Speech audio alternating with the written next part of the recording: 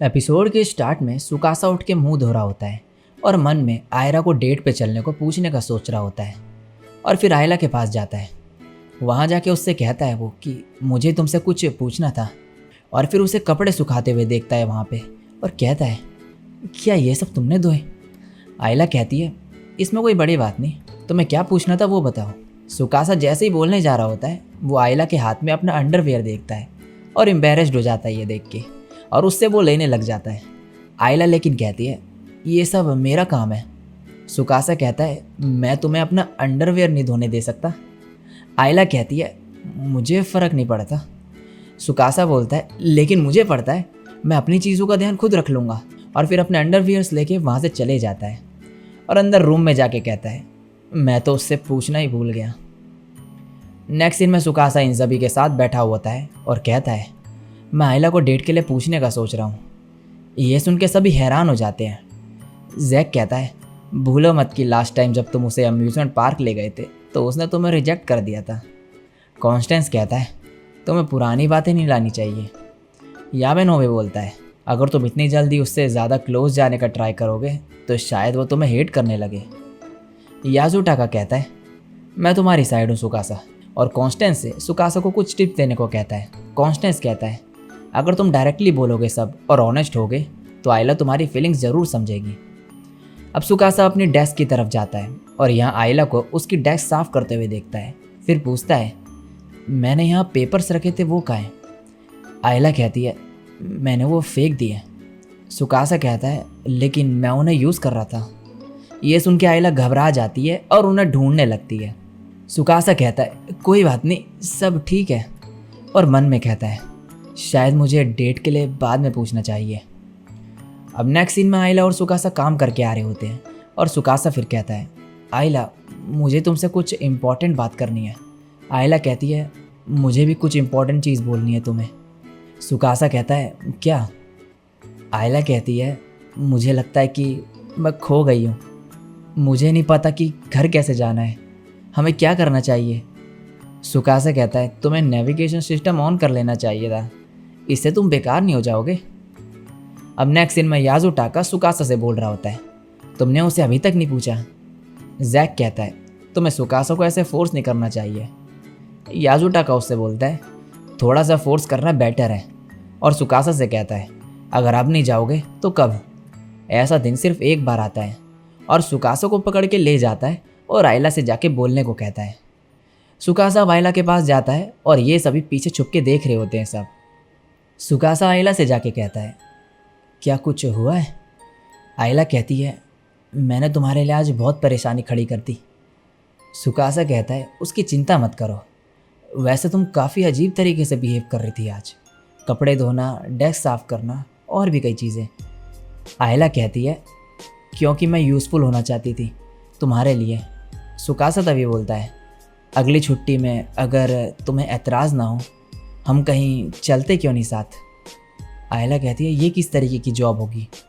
सुकासा कहता है काम के लिए नहीं, मेरा मतलब पर्सनल टाइम से था। दूसरे शब्दों में कहूँ तो चलो एक डेट पर चलें, प्लीज़ मेरे साथ चलो। आयला कहती है अगर मैं चलूँ तो क्या मैं तुम्हारे लिए यूज़फुल होंगी? सुकासा कहता है यूज़फुल की बात नहीं है, लेकिन अगर तुम हाँ करोगी तो मुझे बहुत खुशी होगी। और आयला हाँ कर देती है। ये सुन के सुकासा जो है खुश हो जाता है। याजुटाका कहता है मैं शर्त जीत गया, तुम कल मुझे लंच दिलाओगे।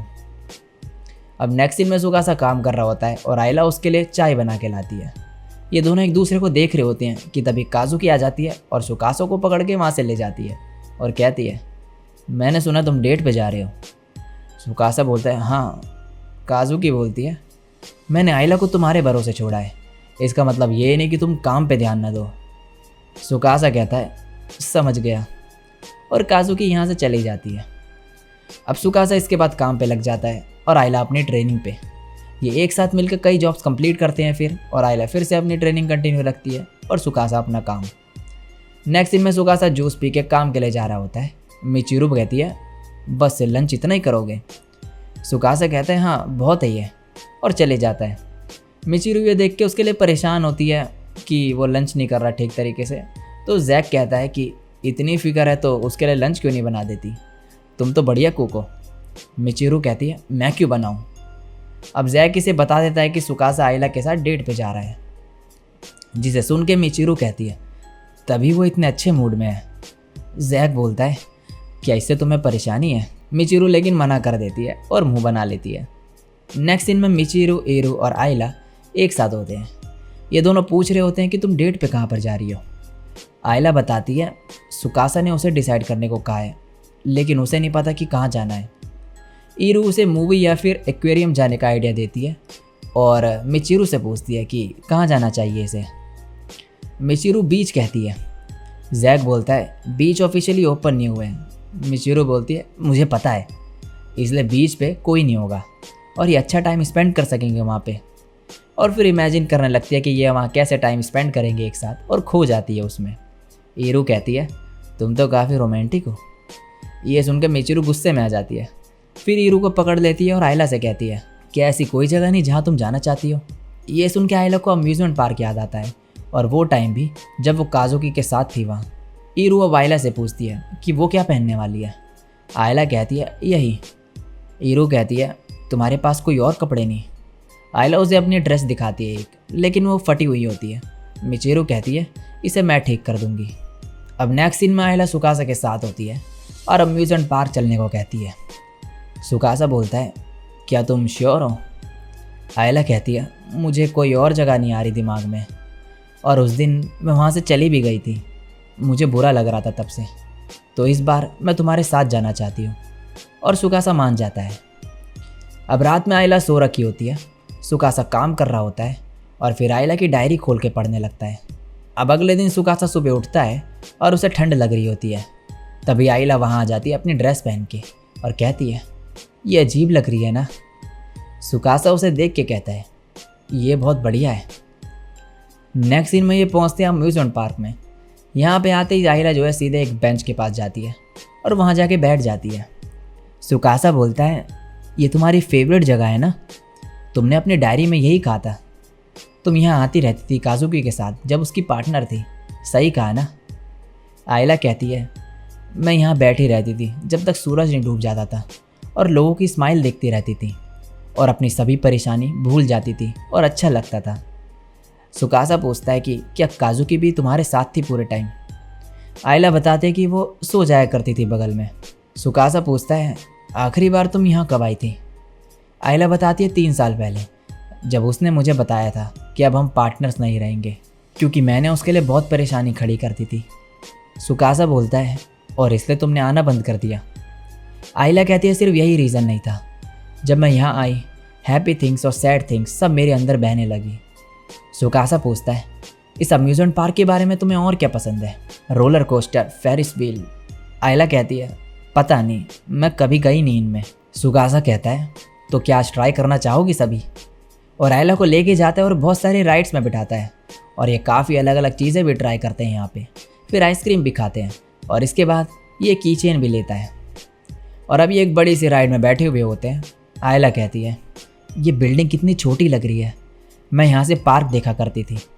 सुकासा कहता है और ये वही जगह है जहाँ पे तुम और मैं पहली बार मिले थे। आइला कहती है ये काफ़ी मुश्किल है बिलीव करना, मैंने उस टाइम कभी सोचा भी नहीं था कि मैं फेरिस व्हील में राइड करूँगी तुम्हारे साथ। सुकासा ये देख के खुश हो जाता है कि आइला काफ़ी खुश है और तभी आइला के ऊपर गिर जाता है। आइला काफ़ी एम्बैरेस फील करने लगती है, लेकिन सुकासा फिर नीचे गिर जाता है। नेक्स्ट सीन में सुकासा की आँख खुलती है और वो घर में होता है। उसे कुछ भी याद नहीं होता कि क्या हुआ था उसके साथ। वो आइला से माफ़ी मांगता है इतनी परेशानी खड़ी करने के लिए। आइला कहती है शायद ये थकावट की वजह से हुआ होगा, हम कल हॉस्पिटल जाएंगे, यहीं पर रहना, मैं पानी लेकर आती हूँ। अब मिचिरू जो है सुकासा के रूम के बाहर खड़ी होती है और खाना लेके आई होती है उसके लिए, और उसे देने जाने का सोच रही होती है क्योंकि वो डेट के बीच में बेहोश जो हो गया था, लेकिन काफ़ी ज़्यादा एम्बैरेस फील कर रही होती है वो। और फिर मन में कहती है वो तो सो गया होगा और उसके पास आइला भी है, ये ऐसा लगेगा जैसे मैं बीच में पड़ रही हूँ।